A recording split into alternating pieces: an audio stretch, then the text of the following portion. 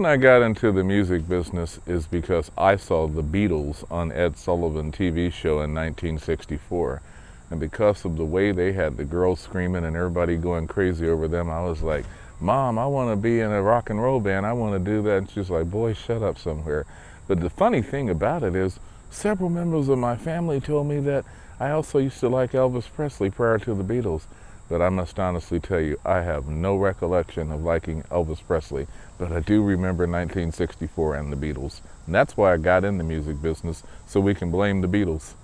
What are some of my best and most memorable accomplishments?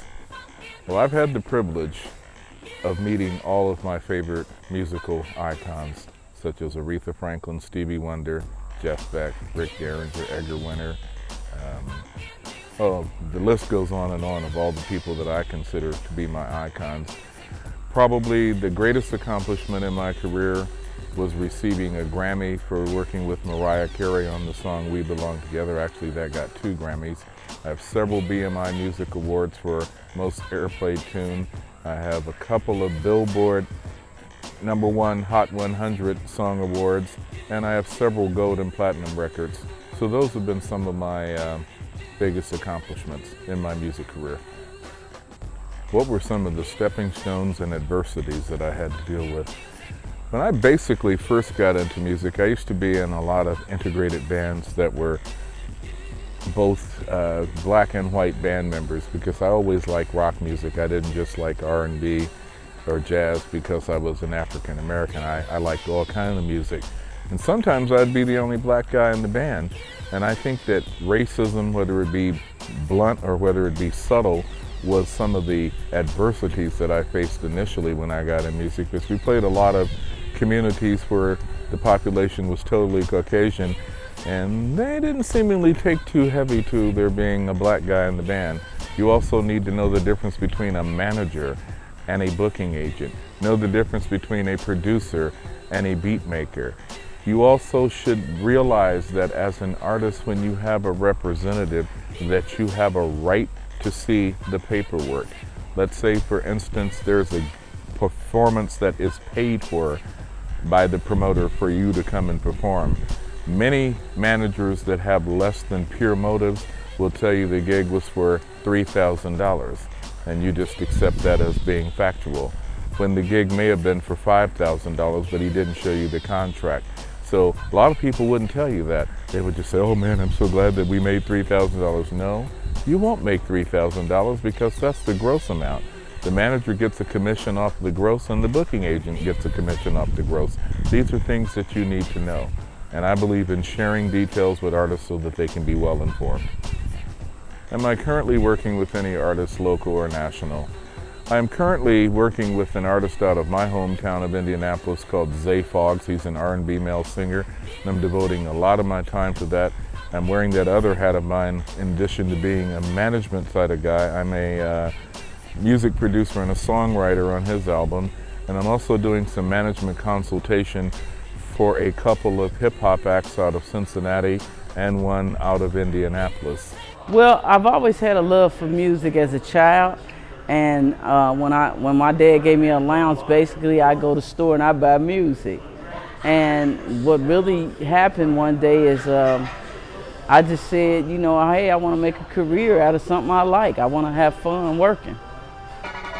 Well, realistically nowadays, a lot of things are digital, so it doesn't take as much money as it did before.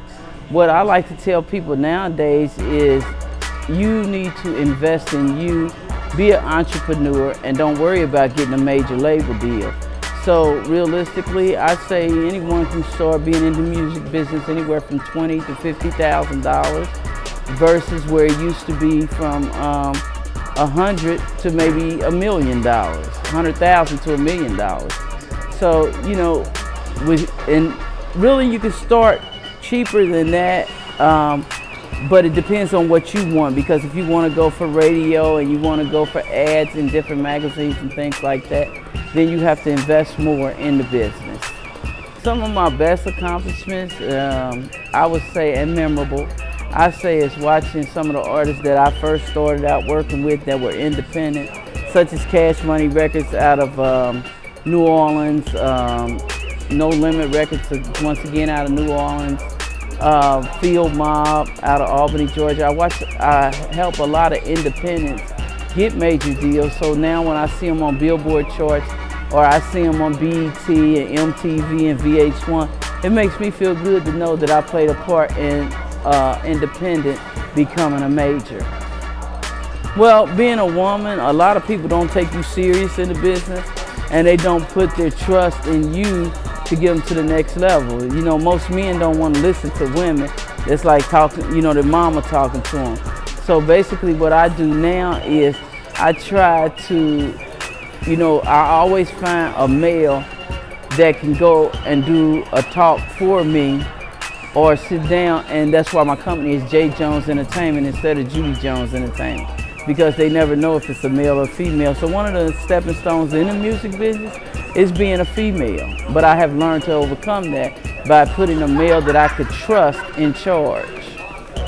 Well, the one thing I would tell them is learn the business and learn to listen to people that's really trying to help you. A lot of artists don't listen. They think they know it all. You can't tell them nothing because they done seen Lil Wayne and them, and they done seen Lil Flip and different people in the music business in these big houses and big cars and things. They don't realize that those people rented most of those vehicles and things for props just to influence them. So they try to go out here, and some people, you know, they do whatever they got to do. I've seen people, you know, sell drugs to try to get to the top. And you don't have to do all of that, because all of those are props. Everything that you see, or how the older people say it, all that glitter is not gold. So everything you see is not real. Yes, I'm working with a lot of independent artists, local and major.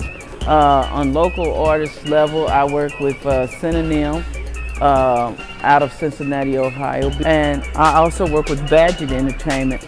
Zay is out of Indianapolis, Indiana. He's an R&B singer.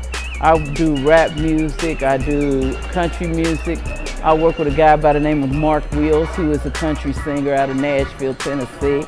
I've worked with gospel artists. I actually have Bishop that just came, James Bynum, that just came into Cincinnati to do some things.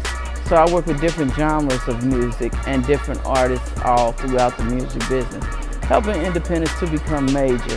Right now, I'm working with Jeremiah. I'm doing some things for E40, and I'm doing some things for Flow Rider. Well, honestly, the one thing that I have to say is I'd like to see a young man like yourself doing his art and doing the things that he loves to do, because basically I went to Northern Kentucky University. I got my degree in radio, television, and film and communications, and I like to see somebody else doing the same thing. So anything that I can help you or any of the students with, you know, I would be more than glad to do.